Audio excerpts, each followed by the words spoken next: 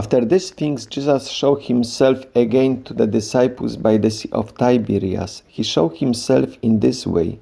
They were together, Simon Peter, Thomas called Didymus, Nathanael from Cana in Galilee, the sons of Zebedee, and two other of his disciples. Simon Peter said to them, "I am going fishing." They said to him, "We will go with you." They went out and got into the boat, but that night they caught nothing. Just after daybreak, Jesus stood on the beach, but the disciples did not know that it was Jesus. Jesus said to them, "Children, you have no fish, have you?" They answered him, "No." He said to them, "Cast the net to the right side of the boat, and you will find some." So they cast it, and now they were not able to pull it in because there were so many fish. The disciple whom Jesus loved said to Peter, "It is the Lord." When Simon Peter heard that it was the Lord, he put on some clothes, for he was naked, and jumped into the sea. But the other disciples came in the boat, dragging the full net of fish, for they were not far from the land, only about 100 yards off. When they got ashore, they saw a charcoal fire there, with fish on it and bread. Jesus said to them, "Bring some of the fish that you have just caught."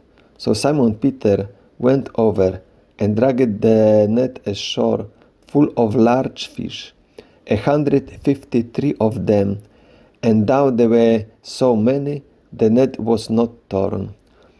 Jesus said to them, "Come and have breakfast." Now none of the disciples dared to ask him, "Who are you?"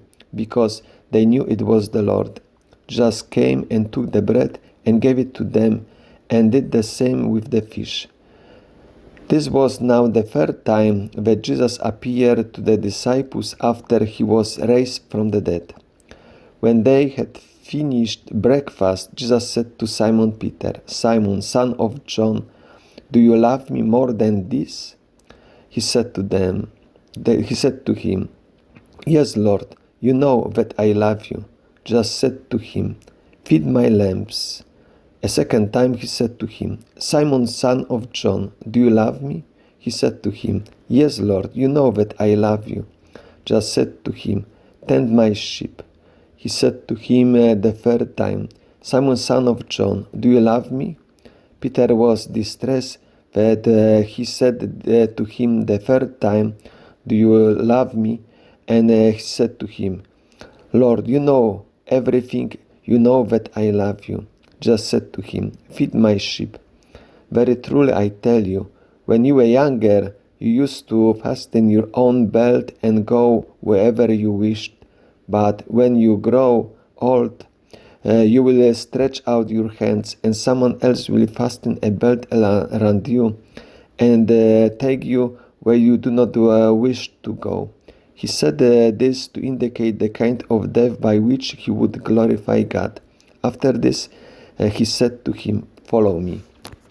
Good morning. Welcome to a short biblical reflection on the Gospel according to John chapter 21, verses 1 up to 19. Is this the Gospel reading for the third Sunday of Easter year C? It is quite a long Gospel reading. In fact, in the lectionary, we have two versions, the longer reading that I just read and the shorter one which ends at verse 14. It means only focusing on the miraculous catch without the dialogue between Jesus and Simon Peter. I will just only highlight few matters. First, starting with the symbolic number 153. In fact, there are different symbolic interpretations. Some scholars, following what stated Saint Jerome, referring to a learned naturalist of the 2nd century, that 153 different kinds of fish represent the totality known at that time kinds of fish.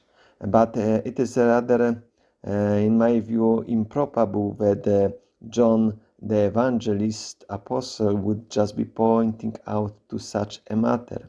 We can just also interpret it very naturally.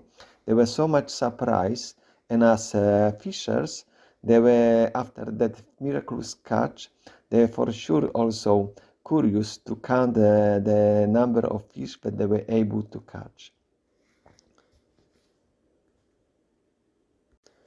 Another matter also to highlight is that Peter was naked and therefore he jumped into the sea. We could connect it with the story of the original sin where Adam and Eve, after eating the forbidden fruit, we read there, then the eyes of both were open and they knew that they were naked.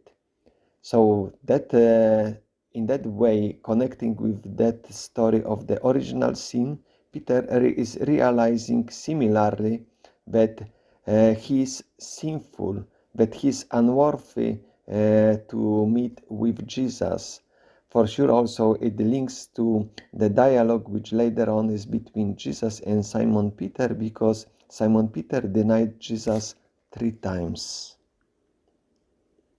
Now, concerning the dialogue between Jesus and Simon Peter, practically English translations do not distinguish that in the Greek text we have two different verbs.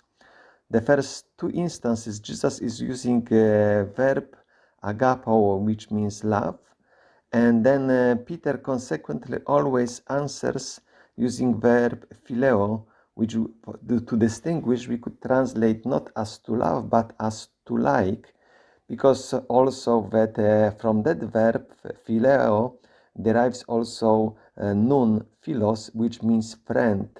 So relation between friends is not really of love, is of likeness.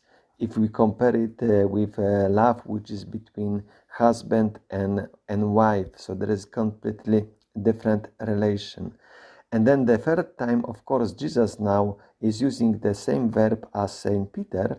So therefore I translated, do you like me? So first 2 times Jesus asked him, do you love me? Do you love me? And he always answers, I like you. And the third time, therefore, Jesus now lower himself to the standard of Saint Peter, asking him, do you like me? And therefore we can also, that particular expression, Peter was distressed that he said to him the third time, do you like me? As a reaction that he is realizing that Jesus now is not anymore asking him, do you love me? But that Jesus lowers himself to the standard of Saint Peter. But do you like me? Saint Peter still needed time to mature to be able to really love Jesus, not only to like him. I would like to wish you a nice day, a nice reflection on this gospel reading. God bless you.